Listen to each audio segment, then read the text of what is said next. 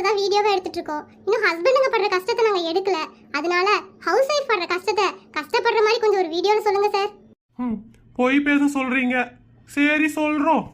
ஆமா, இது டிவியில வருங்களா? இல்ல சார், யூடியூப் சேனல்ல வரும். சரி சரி, நல்லா எடுங்க. என்ற பொண்டாட்டி அவளை பெருமையா பேசுறேன்னு நினைச்சுப்பா. சரி, மைக்கு கொடுங்க. சொல்லுங்க சார். உலகத்திலேயே ரொம்ப கஷ்டப்படுறவங்க யாருன்னு கேட்டா ஹவுஸ் ஒய்ஃப் தான். பொய் எப்படி பேசுறான் பாரு.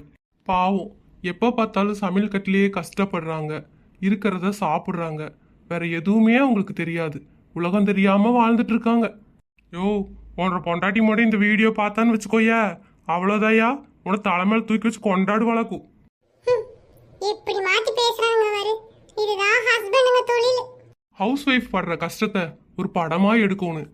யோ, ஒவ்வொரு யூடியூப் சேனலை திறந்தாலே பொண்ணுங்க கஷ்டப்படுறாங்க தான் வீடியோ வருது, எங்க ஜாலியா இருக்காங்கன்னு வீடியோ வருது.